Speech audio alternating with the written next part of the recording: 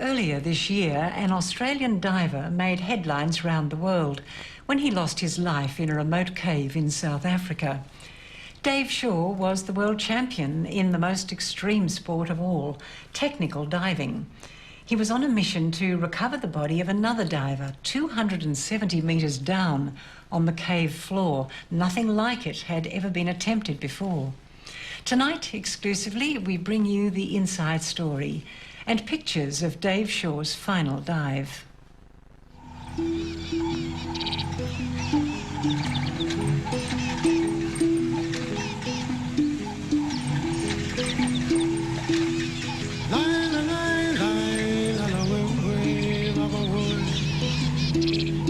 The whole time since David died has seemed very unreal.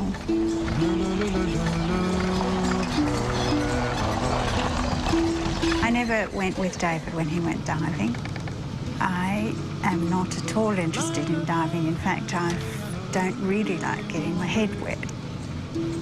I could never really see what he saw in it, but I could see his passion. I think he enjoyed the challenge of exploring and particularly of going where other people had never been before. There's not too many places left on the planet where you can do that now.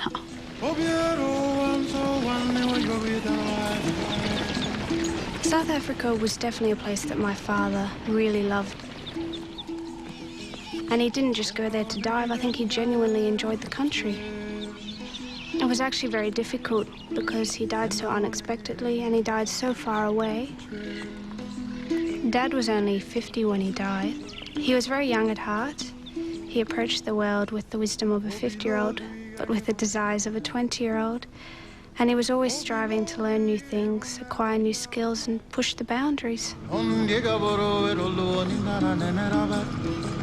and I wanted to come to South Africa just to see all the places that meant so much to my father and to meet the people he spent his last days with. We especially wanted to meet Gordon Hiles, who was making a documentary with Dad and who was taking us around, and Don Shirley and his wife Andre. Don was my father's main support diver on that particular dive. There they are. Lovely to have you at last. Hi. Hi. Oh, it's good to meet you. I hadn't met Don before, but I'd heard a lot about him because he and David had been diving together for some years. Conversation? Oh, it's nice to see you. David thought very highly of Don. There was a bond between them.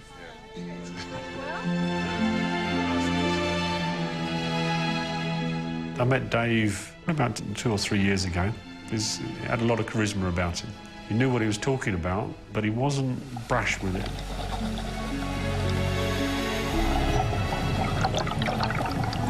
And we had a quick dive and we hit it off straight away. And me and him were very much on a similar sort of level of diving. We had some good time. We used to, it was like a duo. We'd go down and dance together, as it were. It was nice. David was collecting some of this Grange wine, and so I thought I'd bring you a bottle. To meet Dave's wife and his daughter Lisa was a very nice experience for us to be able to talk to each other and sort of console each other.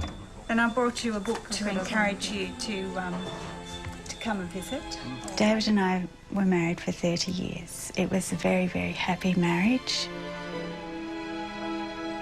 We met at the Baptist Youth Camp in Serpentine, just south of Perth. David came up and introduced himself. I had this irresistible urge to look at him, and every time I looked at him, he was looking at me, and so I'd turn away. Yes, something strange had happened. I didn't know what it was. I was a bit young, I think. But I think it was love at first sight, but at 17, I didn't understand these things.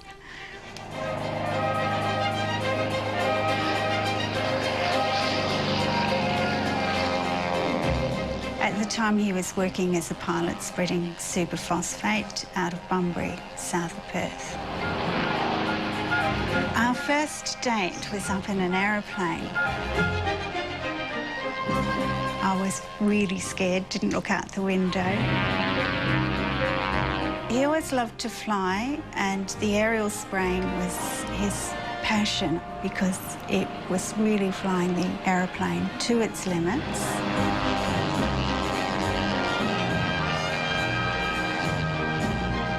He did have a couple of accidents early on, but I was happy for him to do it because that was what he loved. And I knew he was always very cautious and very careful, but I married him fully knowing that there was a risk that one day something unexpected might happen and he might not come home.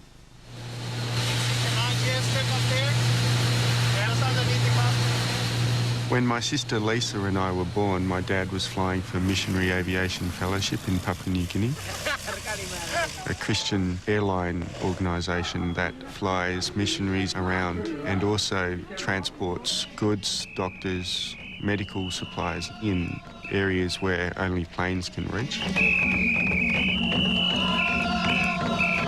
Our faith was an extremely important part of our life. My dad did believe that God was always watching over him and looking out for him.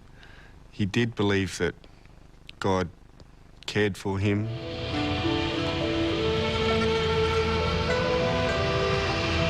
In 1989, my dad got a job with Cathay Pacific, and so he moved up to Hong Kong. Wow, do you want me to carry them down for you? He was fun to be around, but he did find that doing his best was very important. My dad pushed the boundaries not because he felt he wanted to amaze others or show people what could be done, but for his own benefit, to see how far he could go, to see what he could do.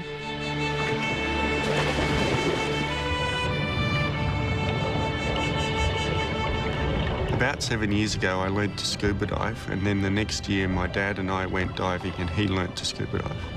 At the time, he was 43.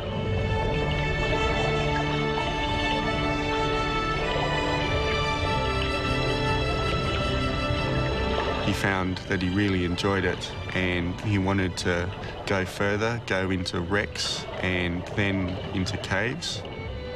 Fairly soon he found scuba diving too tame, and he found out about rebreathers, a system where the air is recycled and it allows you to go deeper and longer underwater. So he eventually bought his own rebreather and he modified it so that he could take it to even greater depths and spend longer at those depths. On the 28th of October 2004, Dave attempted and achieved a world record dive to 270 metres at Bushman's Cave, which is located in the northern Cape of South Africa, west of Johannesburg. Wasn't very steep, and when I saw the body over on to my left, I thought, oh, that's the end of going deep. So. In the course of the dive, Dave found the body of Deon, who'd been lost in that cave 10 years previously. I was really puffing and panting, so I didn't think it was real good at 260 metres. No. And so I just tied my line to it. I think when Dave surfaced, he'd already had in his mind that he wanted to go down and retrieve the body. In fact, he felt connected to it in some way because he had found the body. And he said to me a little while afterwards that he'd actually dreamt a couple of days before that dive that he found the body in exactly the same position as what he actually found it. And that was incredible.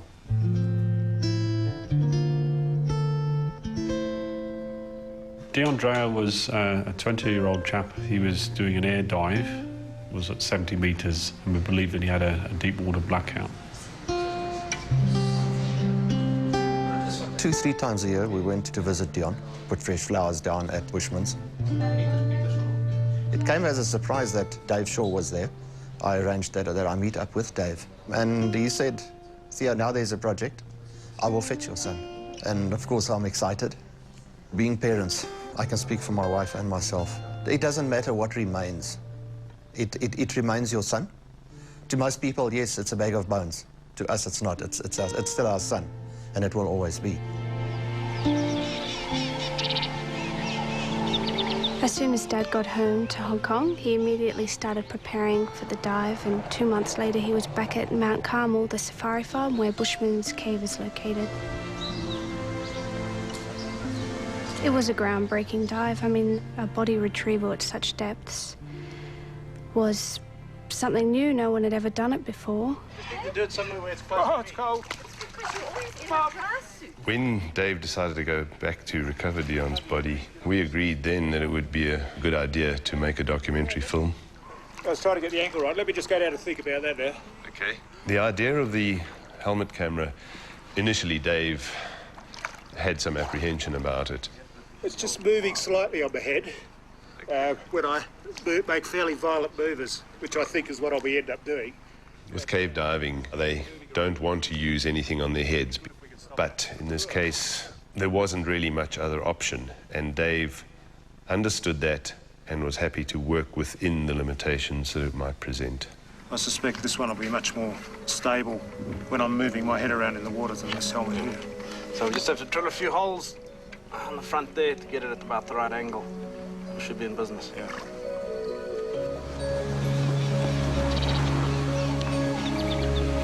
I think it's important that I see this place that David loves so much, just to bring me some peace of mind.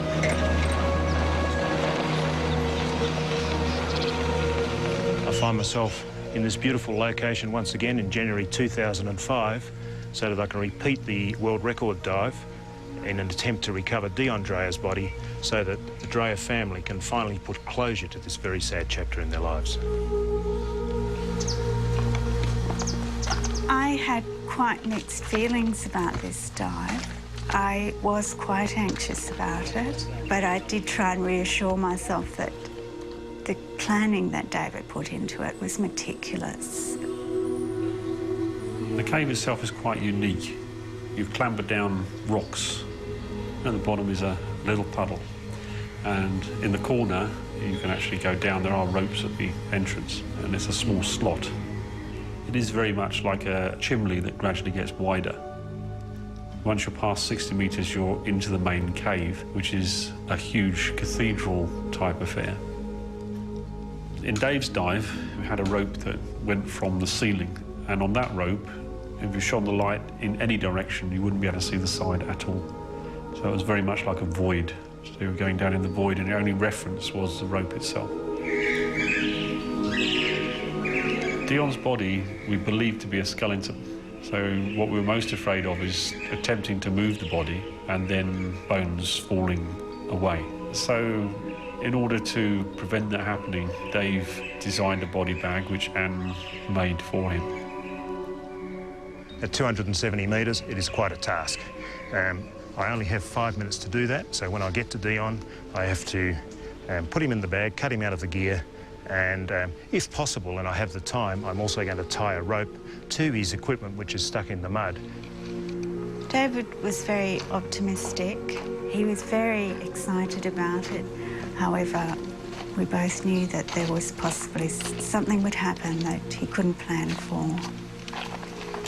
I was afraid that when we said goodbye, that it was the last time.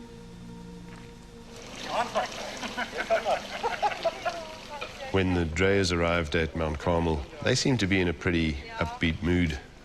Their plan was to be at the waterside to receive the body. Hi, how you going, Marie? Lovely to see you. Lovely to see you.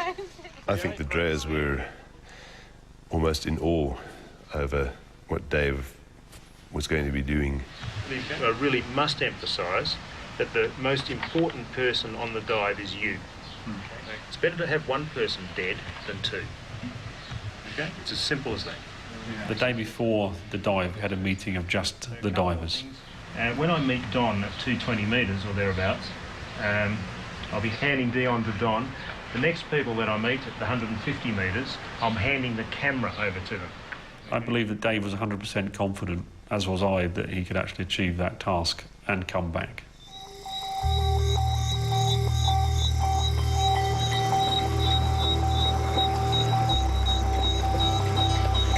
Well, it's 5:35 now, so I'm just suiting up in slow time. The day of the dive, Dave got down there first, bearing in mind that it was going to be 12 hours in the water for him, so he needed to start early.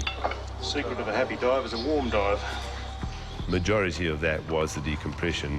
Getting down to the bottom is a matter of 12 or 13 minutes, and your task down there, you can't really allow yourself to stay longer than 5 minutes. David called me on the Saturday morning and said that he was going to the dive site, and I wondered, I wonder if you're diving today. And I didn't ask him because I didn't want to know. Where's just begun? Dave made his descent at 6:15, had his video camera in place, and we actually shook hands before he went, and I think we said, see you later.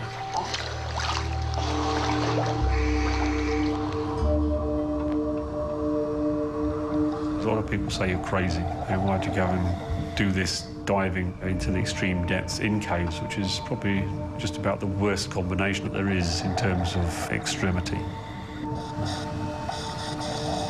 It's a bit like Star Trek, to boldly go where no man has been before. If you have very, very powerful lights, then it's actually very clear. You feel relaxed, it's another world. Crystal world, bright lights. It's not dark and dingy, it's a beautiful place.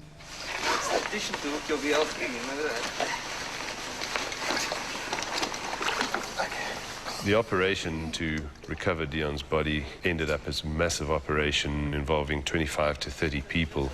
Yeah, I've seen them. Dave had appointed Verna van Skyk, the current women's world deep diving record holder, as the dive coordinator. 30 seconds, sir. And everything was working to clockwork. The timing on the dive was quite critical. I began my dive exactly 13 minutes after Dave. My aim was to meet Dave at 220 metres. By the time I got to 150 metres, I couldn't see any sign of Dave coming back. But what I did see was a single still light, no movement at all.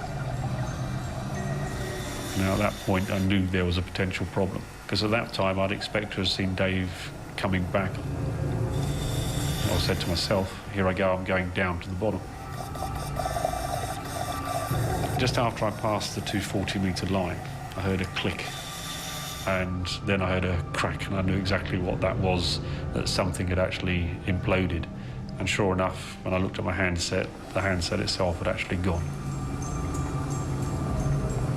Still, I could see Dave's light in the distance, still no movement. But at that stage, I had to look after myself. I'm Kira. You can kids, okay? I must move it over. I'm strong.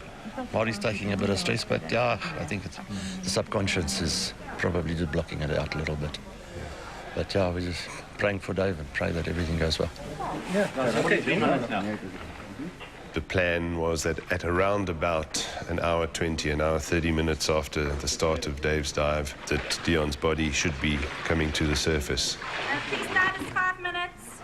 5 minutes. I noticed at around about that time a little bit of anxiousness, a little bit of tension, especially with Deon's parents, Theo and Maury Dreyer. Eventually a slate came up from the divers at 150 metres, and that stated, no Don or Dave, only one light below. So that was the first warning that there was something that had gone off plan. You've read the slate? Yes. Okay. No Don or Dave. Where's low? No, we'll go to 150 now and wait. In my mind, I saw two lights below.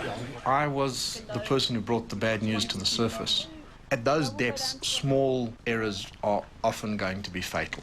And it was like a punch in the stomach when I realized that this was probably a tragedy unfolding. Okay, we're looking at info. A couple of hours into the dive, then eventually a slate came up from Don. The worst fear had actually become a reality. Don's alright. Don's okay. Dave's not coming. Dave's not coming. I need to get on the radio. Yeah. David made arrangements so that if something happened to him, I wouldn't just get a phone call. In fact, he arranged for the minister of our church to come around to tell me, and he said that David hadn't come up. They were still hoping he might come up. But it had been 5 hours. Doc says if he's breathing, don't bring him up straight away. We need to make a decision. If he's not breathing, then bring him up. Malcolm is going to give us a syringe, and we're going to take some pills down. By this stage, the situation for Don looked very, very dangerous, and it got to a point where he was fighting for his life because he experienced this middle ear bend, and that just turned everything upside down for him. No, he's still vomiting. Vomited just once while I was there. I couldn't believe that he was going to make it. He was vomiting, he was disoriented, he was as pale as anything, and he clearly was struggling with his breathing, struggling with his coordination, and he really, really looked like he was in trouble.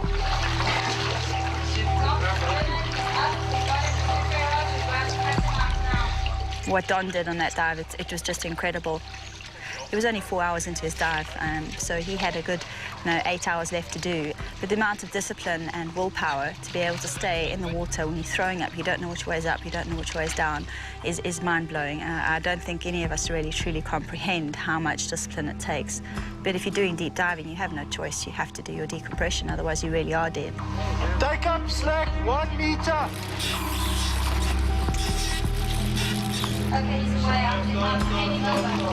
I'd been in the water some 13 hours, and within 22 minutes of hitting the surface, I actually got hoisted up the rock face and put into the decompression chamber, where I spent the next just over 7 hours.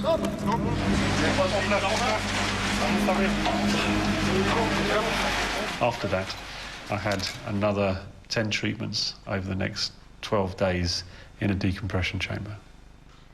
Amazing grace, how sweet the sound. 4 days later, 2 of the rebreather divers and the police team went back to recover the equipment that was still in the cave.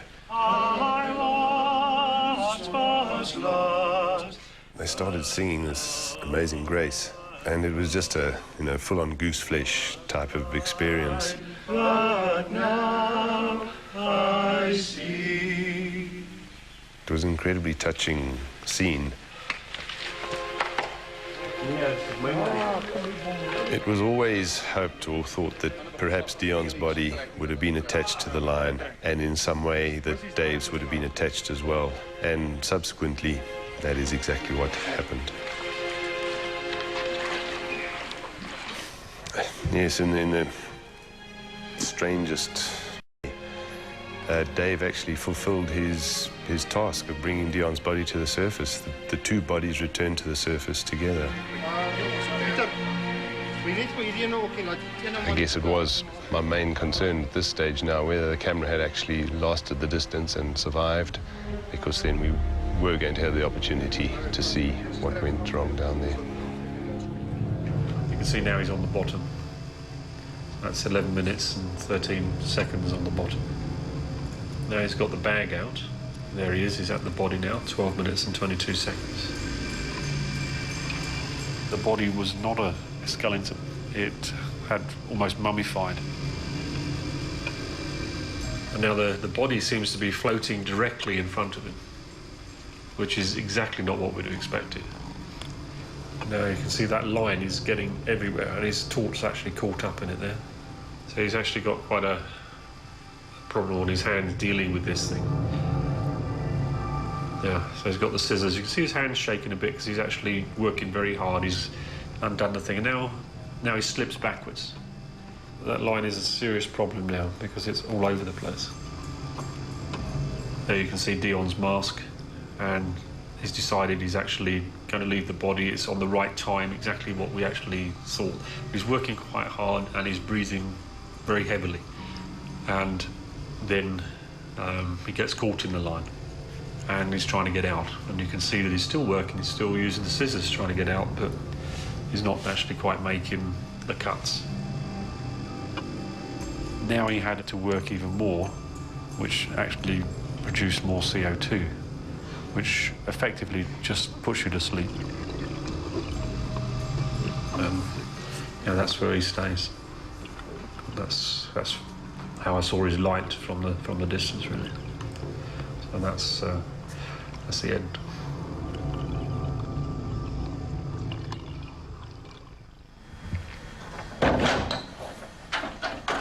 At the moment, I'm not quite sure exactly what diving I'll be able to do in the future. Okay. One possibility is that I won't be able to do these extreme dives again because of the physical damage, and I need to give myself at least 6 months before thinking about any form of decompression diving. Yeah, David said if anything happened to him, he wanted you to have his gear, so not much use to me, so I brought it with me. Yeah, I'll put it to good use. Yeah. I'd love to dive at Bushman's again. The fact that Anna's given me Dave's diving gear is, I think it's a bit of a choker, really. I know that I'll get a great sense of joy out of using it, and also feel that Dave's actually with me on the dives as well.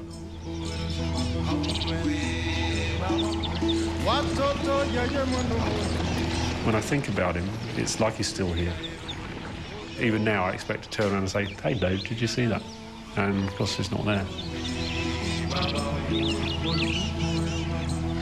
Some people would think that what David was doing was dangerous, but I feel that if there weren't people like David, then we'd still be driving around in horse and carts. We wouldn't have gone to the moon, we wouldn't have climbed Mount Everest, we wouldn't have had planes to fly if there hadn't been people willing to go beyond the boundaries of human achievement.